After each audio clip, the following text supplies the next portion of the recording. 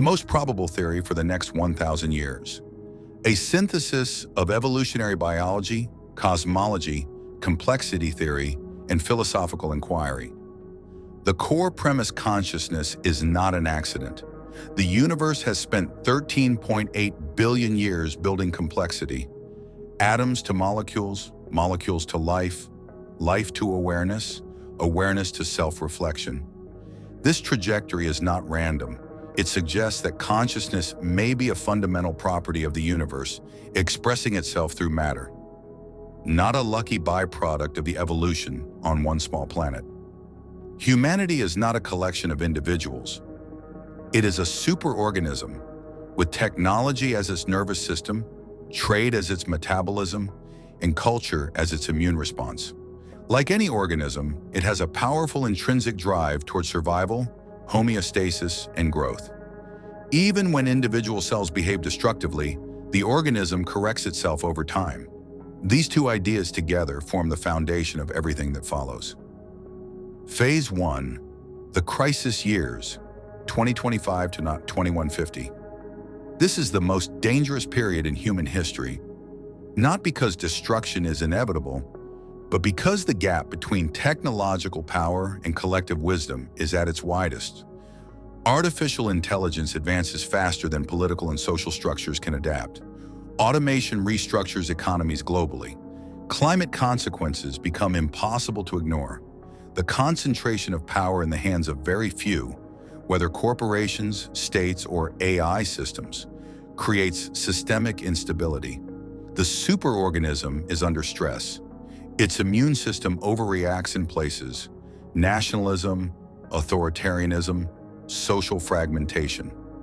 These are not signs of collapse. They are symptoms of a transition the organism has not yet metabolized. The critical variable is not technology. It is whether enough wisdom develops fast enough to guide the technology. History offers cautious optimism.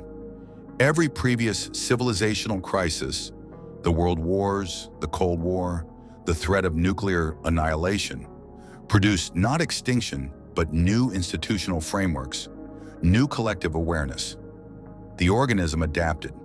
It will likely adapt again. But this transition will be painful and is not guaranteed. The great filter, the theoretical barrier that may destroy civilizations before they mature, is here. We are living through it now. Phase 2, the consolidation, 2150 to 2400.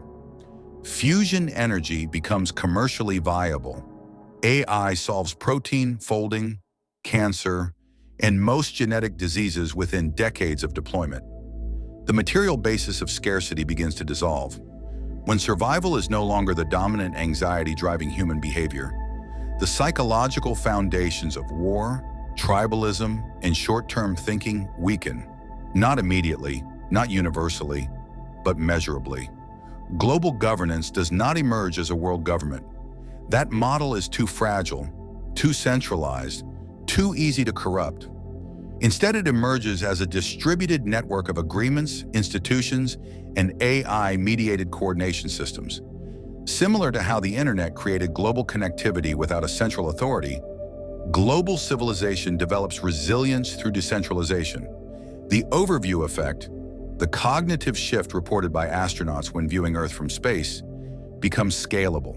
Through immersive technology, education, and direct neural interfaces, the felt sense of planetary belonging spreads beyond the few hundred people who have experienced it firsthand. This is not propaganda. It is the organism developing a more accurate perception of itself. For the first time in history, more humans identify primarily as humans than as members of any tribe, nation, or religion. Phase 3, the transformation, 2400 to 2700. Biological aging becomes treatable, then optional. This is not merely a medical development. It is a philosophical rupture. A person with 300 years of lived experience relates to short-term conflict differently than one with 70. The time horizons of decision-making expand. Political systems built on 4-year cycles become obsolete. Long-term thinking is no longer idealistic.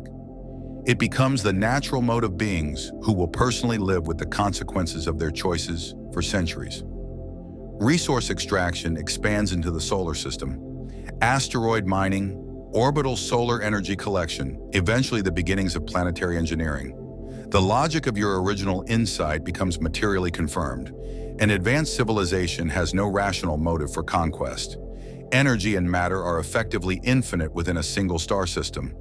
Scarcity, the engine of most historical violence, is engineering's solved problem. The question of what consciousness actually is gets answered, not through philosophy alone, but through technology. Whether this confirms panpsychism or reveals something stranger, the understanding of mind undergoes a revolution comparable to what Darwin did for understanding life. Humanity does not become uniform. It diverges. Biological humans, augmented humans, uploaded minds, AI entities, hybrid collectives. This is not dystopia, it is speciation. The same way life on Earth diversified into millions of forms while remaining fundamentally connected through shared biochemistry, human-derived consciousness diversifies while remaining connected through shared origin and values.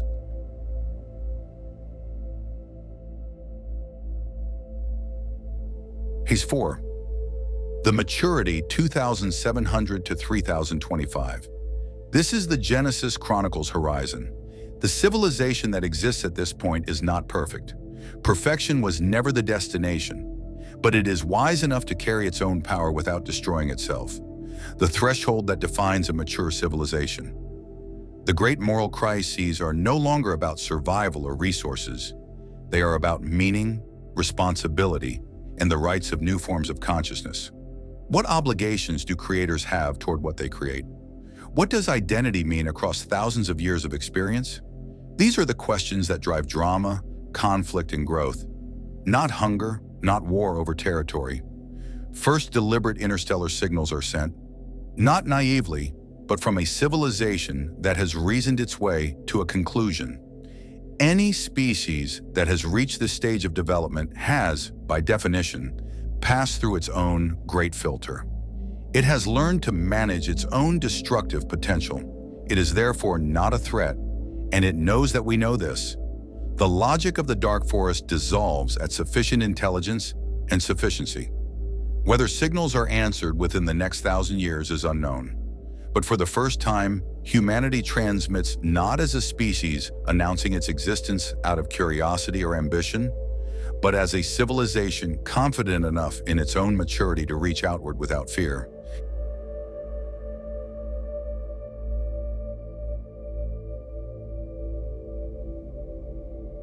The central insight. The arc of the universe bends toward complexity, and complexity bends toward consciousness, and consciousness, given enough time and enough survival, bends toward wisdom. The next 1,000 years are not the story of technology. Technology is just the tool. They are the story of whether the superorganism called humanity can grow its wisdom fast enough to deserve the power it is inheriting. Every generation alive today is living at the most consequential inflection point in this story. Not the end, not the peak, the hinge. What happens at a hinge determines everything that follows. A final word on the ones who were always there. Throughout all phases of this 1,000-year transformation, one thing remains quietly constant: the presence of animals, not as property, not as resources, but as what they have always been to the honest human heart: companions, mirrors, and teachers of unconditional presence. In the early phases, food technology transforms what humanity puts on its plate. Bioengineering and food printing make plant-based and lab-grown nutrition not just viable, but preferable. Richer, more varied, more sustainable than anything that required the suffering of another creature.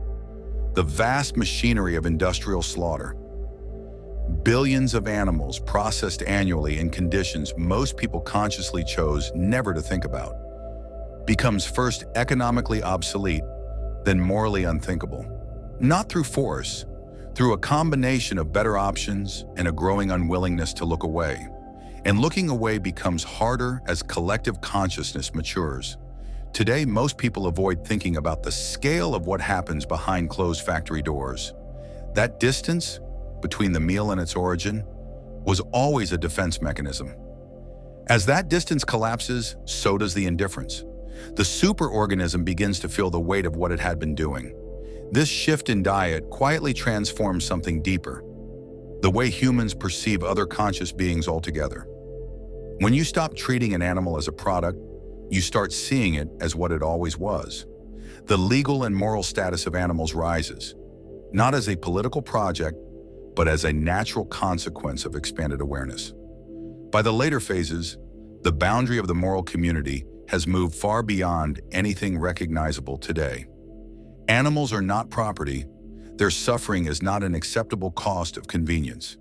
And through all of it, through every technological breakthrough and civilizational transformation, there are still dogs sleeping at human feet, the small warm weight of another creature breathing beside you in the dark. Some things are not problems to be solved. They are answers that were always there, waiting patiently for us to become wise enough to finally see them.